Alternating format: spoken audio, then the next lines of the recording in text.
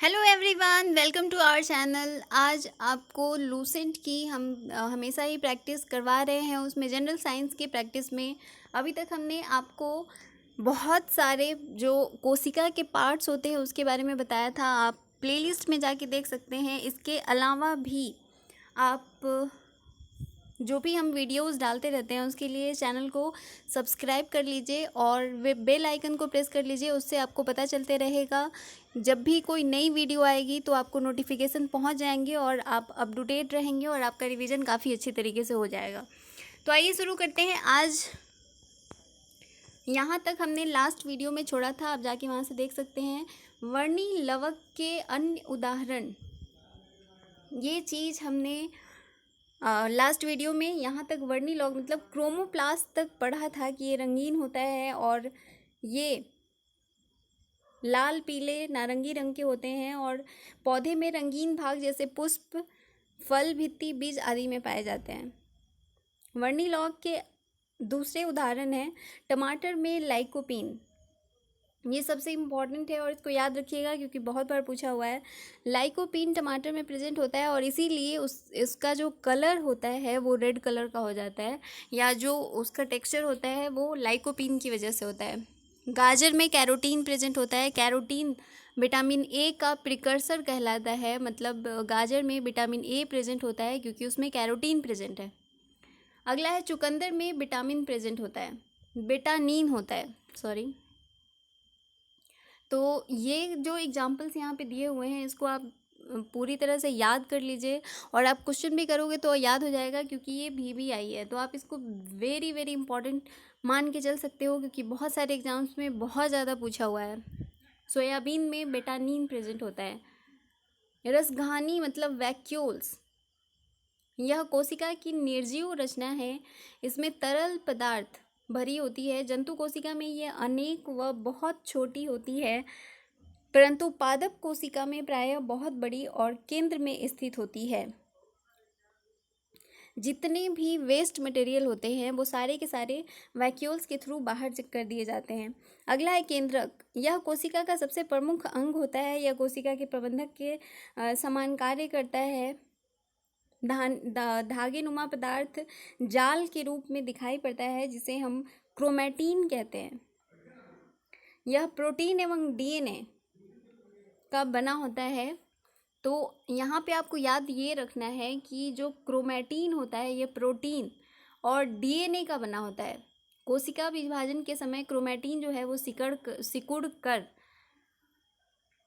छोटे भाग के रूप में संगठित हो जाता है और उसे हम क्रोमोसोम या गुणसूत्र कहते हैं। तो गुणसूत्र भी क्रोमैटिन ही होता है जो सेल डिवीजन के टाइम ऐसा संगठित होकर वो बन जाता है। प्रत्येक गति के जीवधारियों में सभी कोशिकाओं के केंद्रक में गुणसूत्र की संख्या निश्चित होती है। जैसे मानव में 23 जोड़ा होता है, चिंपांजी में 24 जोड़ा होता है, बंदर में 21 जोड़ा होता है।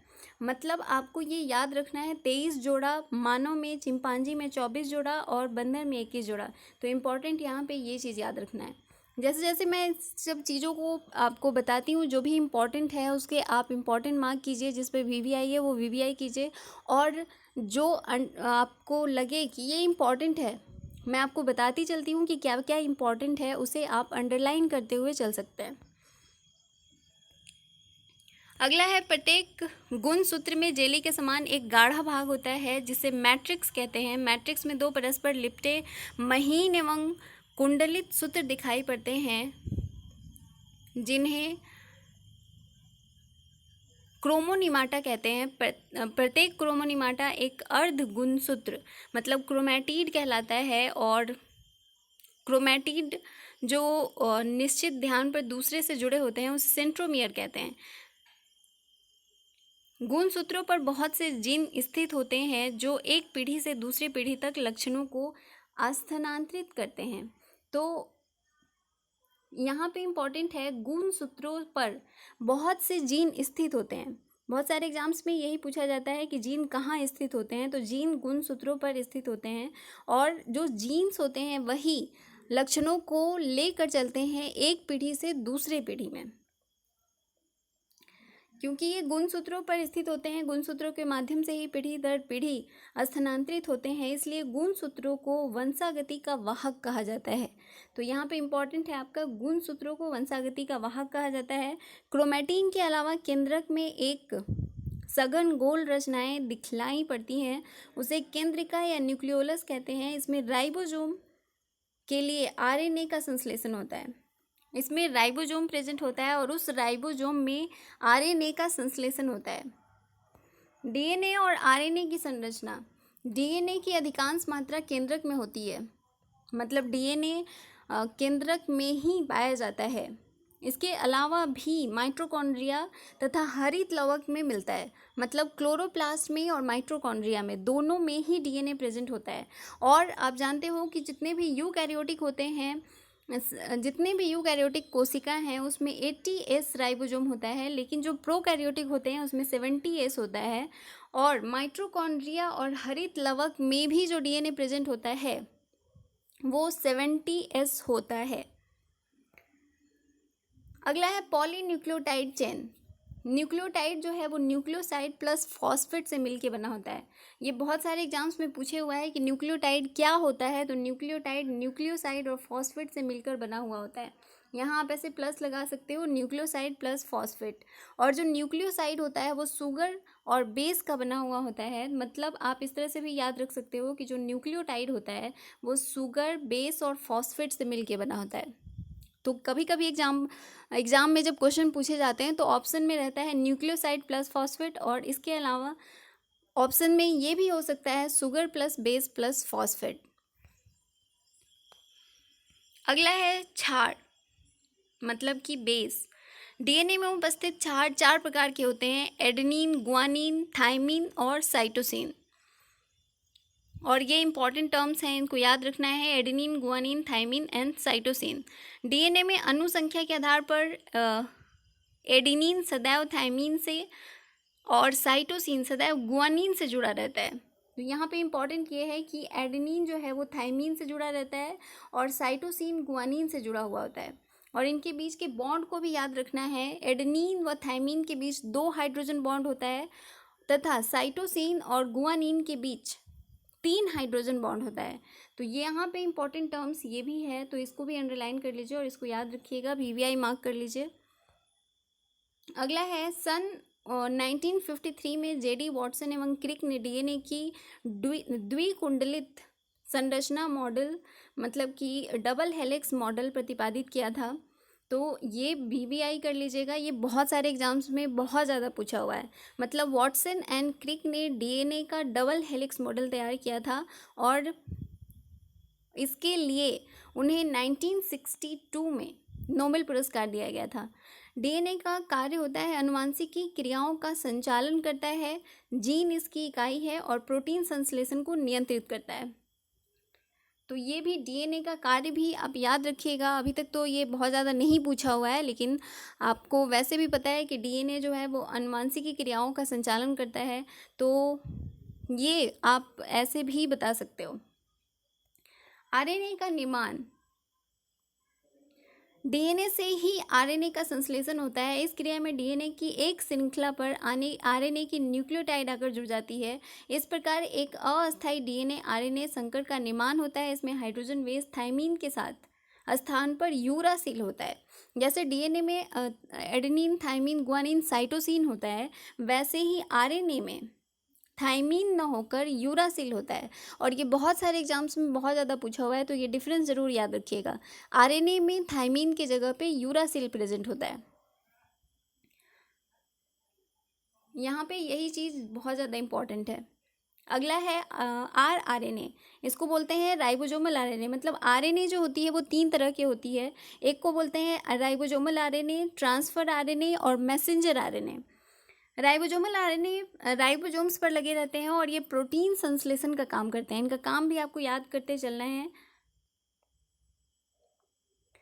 ट्रांसफर आरएनए प्रोटीन संश्लेषण में विभिन्न प्रकार के अमीनो अम्ल, मतलब अमीनो एसिड को राइबोसोम पर लाते हैं जहाँ पर प्रोटीन बनता है। तो इनका काम होता है अमीनो अम्ल को राइबोसोम पर लाने का मतलब ट्रांसफ़र करने का, और इसीलिए इनका नाम ट्रांसफ़र आरएनए रखा गया है। अगला है मैसेंजर आरएनए।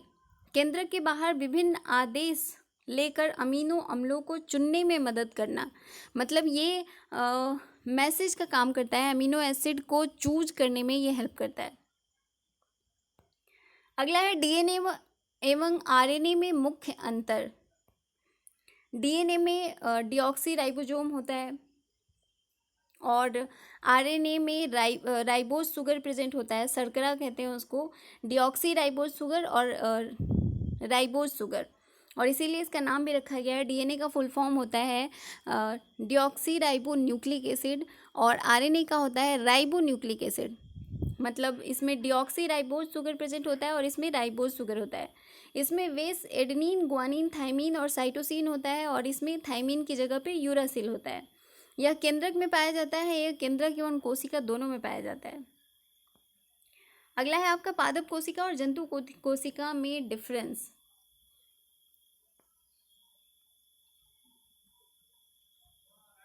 इसमें कोशिका भित्ति पाई जाती है, इसमें कोशिका भित्ति नहीं रहता है, इसमें लवक पाया जाता है, इसमें लवक नहीं होता है। आपको सिंपली याद रखना है कि पादप कोशिका में कोशिका भित्ति होती है, लवक होती है और वैक्यूल्स बड़ी होती हैं, इसका आकार लगभग आयताकार होता है। और जंतु कोशिका में आपको याद रखना है कि इसमें लवक नहीं होता है, सिर्फ इसमें सेंट्रोजोम प्रेजेंट होता है, वैक्यूल्स काफ़ी छोटा होता है और इसका आकार जनरली सर्कुलर मतलब वृत्ताकार होता है। अगला है आपका कोशिका विभाजन। सेल डिवीजन सबसे पहले विर्चॉ ने देखा था, विर्चॉ इनका नाम है, तो ये याद रखिएगा। सबसे पहले विर्चॉ ने देखा था सेल डिवीजन। कोशिका का विभाजन जो है वो 3 प्रकार से होता है, असूत्री विभाजन, अर्धसूत्री विभाजन और समसूत्री विभाजन। इसको बोलते हैं एमाइटोसिस और समसूत्री को बोलते हैं माइटोसिस और अर्धसूत्री जो होता है उसे मियोसिस कहते हैं।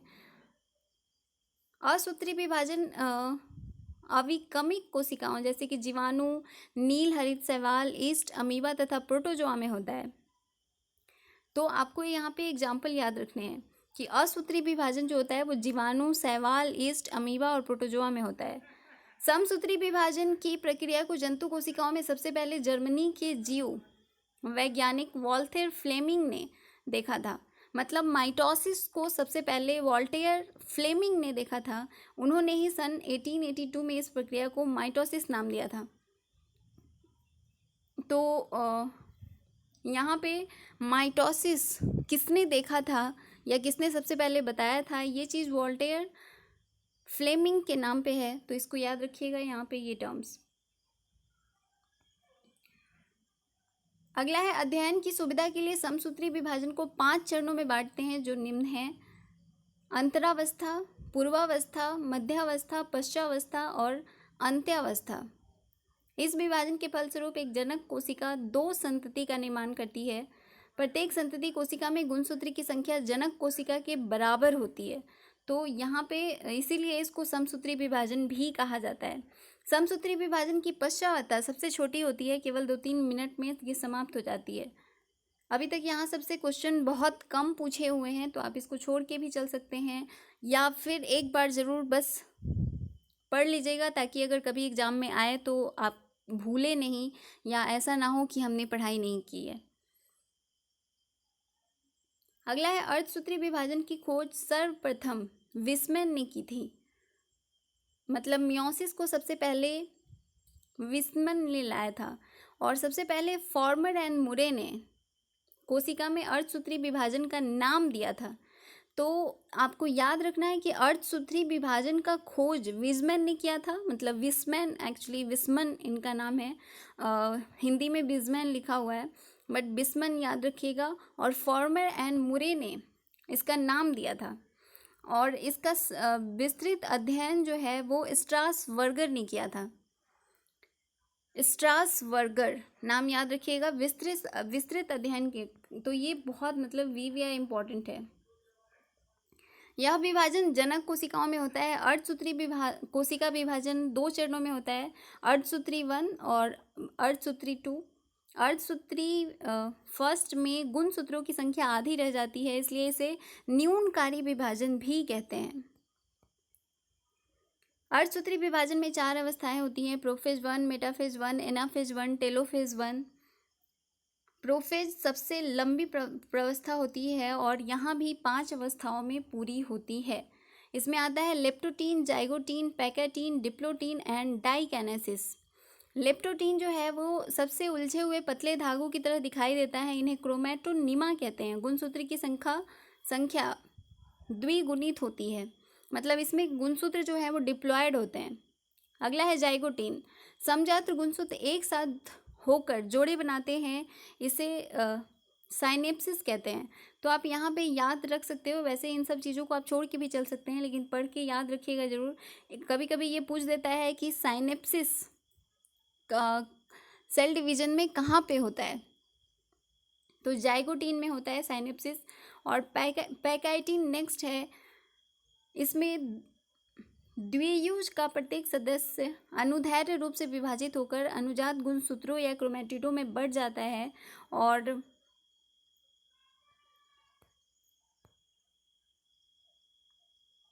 इसमें क्रॉसिंग ओवर होती है।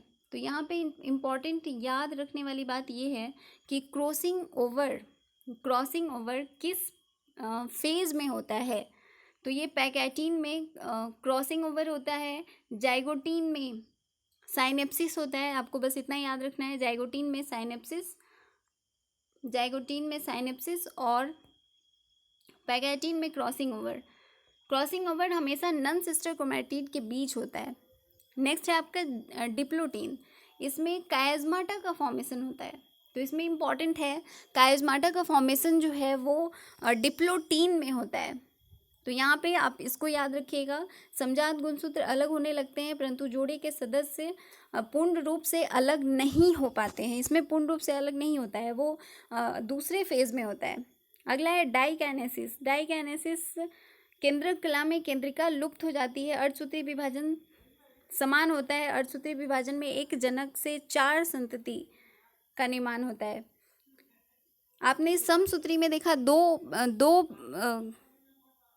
संतति कोशिका का निर्माण होता है, लेकिन अर्धसूत्री विभाजन में 4 संतति कोशिका का निर्माण होता है। यहाँ पे डिफरेंस दिया हुआ है आपका समसूत्री एवं अर्धसूत्री विभाजन में अंतर। यह विभाजित कोशिका में होता है, मतलब विभाजन कायिक कोशिका में, और ये जनन कोशिकाओं में होता है। सबसे इम्पॉर्टेंट यही होता है, सबसे ज़्यादा यही पूछा भी जाता है कि समसूत्री विभाजन किस में होता है या अर्धसूत्री विभाजन किस में होता है। तो समसूत्री विभाजन जो होता है वो जनन कोशिकाओं में होता है, अर्धसूत्री विभाजन कायिक कोशिका में होता है। इस विभाजन में कम समय लगता है, लेकिन जनन कोशिकाओं में विभाजन में काफ़ी ज़्यादा समय लगता है। विभाजन में के द्वारा कोशिका की 2 कोशिकाएं बनती हैं और इस विभाजन में 4 कोशिकाओं का निर्माण होता है। संतति कोशिका में जनक जैसी गुणसूत्र होने के कारण आनुवंशिक विविधता नहीं होती है, लेकिन इसमें आनुवंशिक विविधता पाया जाता है। ये भी बहुत ज़्यादा इम्पॉर्टेंट है। इसमें गुणसूत्र के आनुवंशिक पदार्थों में आदान प्रदान नहीं होता है, और इसमें गुणसूत्रों के बीच आनुवंशिक पदार्थों का आदान प्रदान होता है और इसीलिए आनुवंशिक विविधता पाई जाती है आदान प्रदान होने की वजह से। इसकी प्रोफेज अवस्था लंबी होती है, इसकी प्रोफेज अवस्था छोटी होती है। तो इसमें इम्पॉर्टेंट है ये वाला टर्म और ये फर्स्ट टर्म, ये बहुत ज़्यादा इम्पॉर्टेंट है, इसको याद रखिएगा। इसके बाद नेक्स्ट है आपका अनुवांशिकी। अनुवांशिकी बहुत इम्पॉर्टेंट है, मतलब ये वीवीआई से भी ज़्यादा वीवीआई है, बहुत ज़्यादा इससे क्वेश्चन पूछे जाते हैं। तो आइए चलिए शुरू करते हैं। वे लक्षण जो पीढ़ी दर पीढ़ी संचरित होते हैं उन्हें अनुवांशिक लक्षण कहलाता है। अनुवांशिक लक्षणों के पीढ़ी दर पीढ़ी संरचना की विधियों और कारणों के अध्ययन को अनुवांशिकी कहते हैं। और अनुवांशिकी को सबसे पहले ऑस्ट्रिया निवासी ग्रेगर जोहान मेंडल ने की, और इसीलिए अनुवांशिकी का पिता उनको कहा जाता है। Father of genetics Gregor Johannes Mendel को कहा जाता है। डब्ल्यू वाटसन ने प्रथम जेनेटिक्स नाम का उपयोग किया था। तो यहाँ आपको ये भी याद रखना है कि जेनेटिक्स नाम को सबसे पहले वाटसन ने दिया था। जोहानसन ने प्रथम जीन शब्द का प्रयोग किया था। तो ये भी टर्म याद रखना है कि जोहानसन ने जीन शब्द का प्रयोग किया था। फिनोटाइप का मतलब होता है जीवधारियों के जो लक्षण प्रत्यक्ष रूप से दिखाई पड़ते हैं उन्हें फिनोटाइप कहते हैं। जीनोटाइप जीवधारी के आनुवांशिक संगठन को उनका जीनोटाइप कहते हैं, जो कि कारणों का बना होता है, कारकों का बना होता है। कारकों मतलब जीन का बना होता है। आनुवांशिकी संबंधी प्रयोग के लिए मेंडल ने मटर के पौधे का चुनाव किया था। ये भी इम्पॉर्टेंट है, बहुत सारे एग्जाम्स में पूछा हुआ है। मेंडल ने पहले एक जोड़ी वितरित गुणों फिर 2 जोड़े वितरित गुणों की वंशागति का अध्ययन किया, जिसे क्रमशः एक संकरीय और द्विसंकरीय क्रॉस कहते हैं। एक संकरीय क्रॉस, मोनोहाइब्रिड क्रॉस।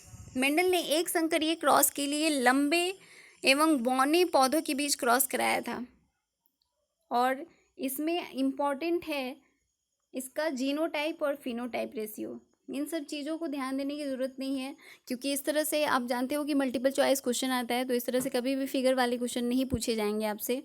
तो ये पूछा जाता है कि मोनोहाइब्रिड क्रॉस में, मतलब एक संकरीय क्रॉस में फिनोटाइप अनुपात क्या होता है। तो फिनोटाइप का अनुपात 3:1 होता है और जीनोटाइप का अनुपात 1:2:1 होता है। तो इम्पॉर्टेंट है ये VVI याद रखने वाली बात। अगला है द्विसंकरीय क्रॉस या डाई हाइब्रिड क्रॉस। मेंडल ने द्विसंकरीय क्रॉस के लिए गोल तथा पीले बीज एवं हरे छुरीदार बीज के पौधों को क्रॉस कराया। इसमें गोल तथा पीला बीज प्रभावी हुआ, और इसमें भी ये सारे टर्म्स याद रखने की ज़रूरत नहीं है। सिंपली आपको याद रखना है कि F2 पीढ़ी के पौधे का फिनोटाइपिक अनुपात जो है वो 9:3:3:1 है, तथा जीनोटाइपिक अनुपात 1:2:1:2:4:2:1:1 हुआ है। तो इसमें इम्पॉर्टेंट यही टर्म्स हैं। मोनोहाइब्रिड क्रॉस में 9:3:1 और डाई हाइब्रिड क्रॉस में इतना लंबा है। तो ये सारे टर्म्स ही इम्पॉर्टेंट होते हैं और पूछे जाते हैं।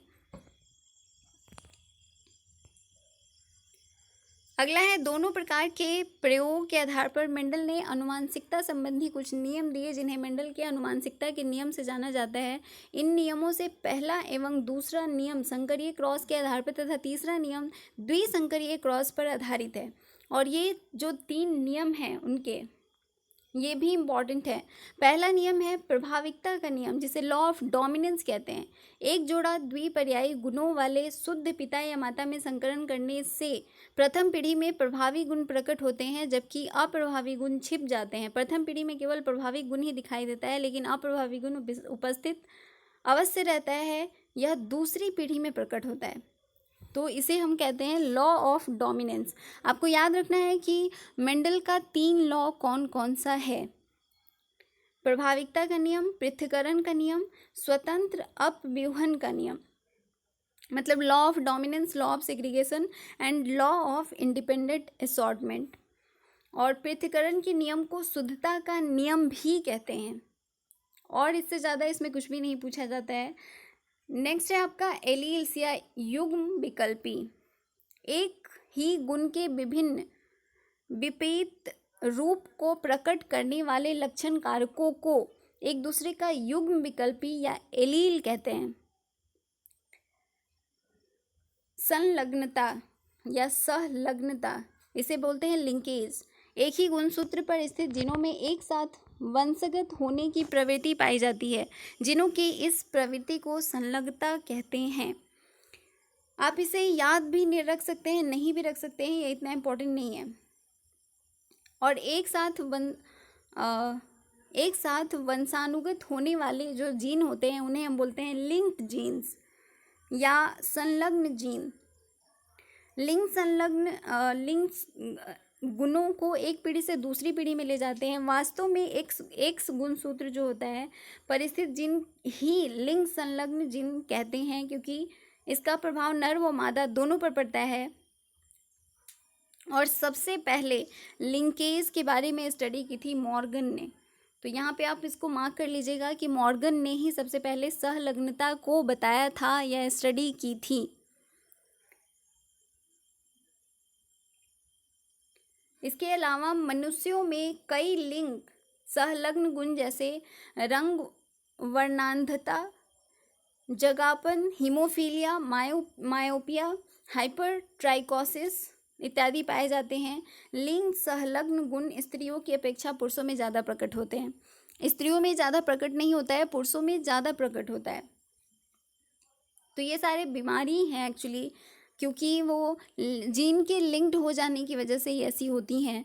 और हीमोफीलिया इसमें सबसे ज़्यादा, आप डिजीज़ में पढ़े भी हो हीमोफीलिया के बारे में, तो ये एक जेनेटिक डिजॉर्डर है और ये बहुत इम्पॉर्टेंट है। अगला है किसमें कितना गुणसूत्र पाया जाता है, ये सबसे ज़्यादा इम्पॉर्टेंट है। आपको याद रखना है, स्कैरिस में 2 गुणसूत्र होते हैं, मच्छर में 6 होते हैं, घरेलू मक्खी में 12 होते हैं, मटर में 14 होते हैं, प्याज में 16, मक्का में 20, टमाटर में 24, मेढक में 26। इसके बाद आपको इम्पॉर्टेंट है गेहूं याद रखना है, इसमें 42 होता है, मतलब 42, खरगोश में 44, मनुष्य में आप जानते हो 46 होता है। आलू, ये सारे जोड़ियों में है, मतलब कहने का मतलब है जैसे सबसे कम, अभी तक क्वेश्चन इस तरह से पूछे जाते हैं कि सबसे कम गुणसूत्र किस में पाया जाता है, तो वो स्कैरिस में होता है। सिर्फ 2 गुणसूत्र हैं, मतलब एक जोड़ी है। आप इस तरह से भी लिखते चल सकते हैं, मच्छर में 3 जोड़ी, घरेलू में 6 जोड़ी, ये सब गुणसूत्र की संख्या दी हुई है, टोटल गुणसूत्र। मनुष्य में 46, आलू में 48, चिंपैंजी में 48, तंबाकू में 48 और घोड़ा में 64 होता है, कुत्ता में 78 होता है, कबूतर में 80 होता है, एंटेरिडोकाइट्स में 1300 से 1600 होता है। तो ये भी याद रखने वाला है कि सबसे ज़्यादा किस में प्रेजेंट होता है, सबसे कम किस में रहता है।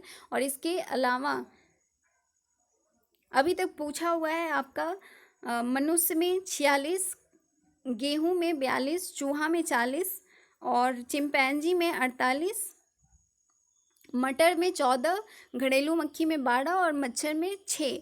ये इतने सारे अभी तक पूछे हुए हैं, तो इसको मार्क करके और उसको याद कर लीजिएगा। अगला है ह्यूमन जेनेटिक्स। गुणसूत्र का नामकरण डब्ल्यू वाल्डेयर ने 1888 में किया था, मतलब सबसे पहले क्रोमोजोम के बारे में स्टडी की थी वाल्डेयर ने। और गुणसूत्र में पाए जाने वाले अनुवांशिक पदार्थ को जीनोम कहते हैं। जीन इन्हीं गुणसूत्रों पर पाया जाता है। गुणसूत्रों से बाहर जीन यदि कोशिका द्रव्य के कोशिकांगों में होती है तो उन्हें हम प्लाज्मा जीन कहते हैं। एस बेंजर द्वारा जीन की आधुनिक विचारधारा दी गई। इसके अनुसार जीन के कार्य की इकाई सिस्ट्रॉन, उत्परिवर्तन की इकाई म्यूटॉन तथा पुनः संयोजन की इकाई रेकॉन कहा गया है। आप ये टर्म्स काफ़ी हार्ड लग रहे होंगे, लेकिन इससे घबराने की ज़रूरत नहीं है, क्योंकि ये किसी एग्ज़ाम में आपसे नहीं पूछा जाएगा, अभी तक कहीं भी नहीं पूछा हुआ है। तो आप इसे छोड़ के भी चल सकते हैं, लेकिन अगर आप याद कर लेते हैं तो ये आपके लिए काफ़ी बेनिफिशियल हो सकता है। मानव शरीर में 20 आवश्यक एमिनो एसिड पाए जाते हैं। ये भी याद रखिएगा कि मानव शरीर में 20 आवश्यक एमिनो एसिड होता है। आर्थर कोनबर्ग ने डीएनए पॉलीमरेज नामक एंजाइम की खोज की थी। इसकी सहायता से डीएनए का संश्लेषण होता है, ये वीबीआई है। डीएनए का संश्लेषण डीएनए पॉलीमरेज नामक एंजाइम से होता है और इसका खोज सबसे पहले आर्थर कोनबर्ग ने किया था। मनुष्य के लिंग निर्धारक। मनुष्य में गुणसूत्रों की संख्या 46 है। प्रत्येक संतान को समजात गुणसूत्रों की प्रत्येक जोड़ी का एक गुणसूत्र अंडाणु के द्वारा माता से तथा दूसरा शुक्राणु के द्वारा पिता से प्राप्त होता है। शुक्र जनन मतलब स्पर्मेटोजेनेसिस से अर्धसूत्री विभाजन द्वारा 2 प्रकार के शुक्राणु बनते हैं, जिसमें 23 जोड़ी का एक गुणसूत्र आता है, अर्थात 22 + X और 22 + Y। नारियों में एक समान प्रकार का गुणसूत्र अर्थात इस तरह का बनता है, 22 + X, 22 + X। कहने का मतलब है कि फीमेल्स में XS होता है और मेल में XY होता है। सिंपल टर्म्स में मनुष्य में लिंग में फीमेल में XX और मेल में XY होता है, और जब इसका विभाजन होता है तो एक में X जाता है और दूसरे में X जाता है, मतलब 2 सेल में। और इसका विभाजन होता है तो एक में X और दूसरे में Y जाता है, मतलब इसमें समान होता है और इसमें अलग अलग होता है।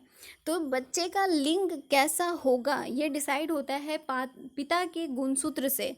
अगर ये X गया तो वो लड़की होती है, अगर Y गया तो वो लड़का होता है।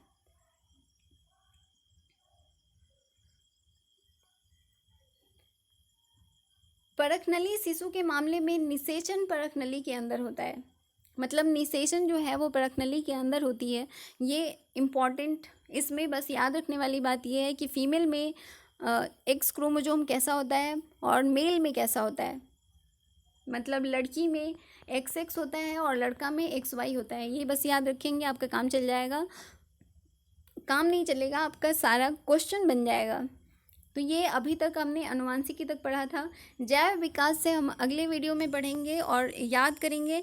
आप इसे देख के, पढ़ के, समझ के अपने बुक में अच्छी तरीके से सारी चीज़ों को याद कर सकते हैं और ये आपके लिए काफ़ी ज़्यादा बेनिफिशियल भी रहेगा। आप इस वीडियो को प्लीज़ लाइक करना मत भूलिएगा। हम आपके लिए इतनी मेहनत कर रहे हैं तो थोड़ी सी तो आप लाइक कर ही सकते हो। अगर आपको कोई भी प्रॉब्लम होगा तो कमेंट भी करके हमें बताइएगा। प्लीज़ इस चैनल को सब्सक्राइब कर लीजिए और इस चैनल से जुड़े रहने के लिए इसको आप नोटिफिकेशन मतलब बेल आइकन को प्रेस कर लीजिए, उससे आपको नोटिफिकेशन मिलते रहेंगे। हमारा टेलीग्राम ग्रुप है, व्हाट्सएप ग्रुप है, आप उसे ज्वाइन कर सकते हैं और आपका जो भी क्वेश्चन है आप हमें वहाँ पूछ सकते हैं। आपको जितनी भी PDF चाहिए वो हमारे टेलीग्राम ग्रुप से आप ले सकते हैं। करंट अफेयर्स की PDF या आपको साइंस की PDF चाहिए वो भी, प्रैक्टिस सेट्स हम जो भी देते हैं आपको उसकी सारी PDF मिल जाएगी। अलग अलग सबकी प्लेलिस्ट बनी हुई है। जितने भी अभी तक हमने प्रैक्टिस सेट्स दिए हैं, हिस्ट्री, ज्योग्राफी, इसके अलावा जनरल साइंस और पॉलिटी के भी हम प्रैक्टिस सेट आपको देते हैं। बहुत सारी चीज़ें अलग अलग हम आपके लिए कर रहे हैं। तो आप वो सारी वीडियोस जिन्होंने अभी तक नहीं देखी है वो प्लेलिस्ट में जाकर देख सकते हैं और अपनी प्रैक्टिस अच्छी कर सकते हैं। Thank you for watching.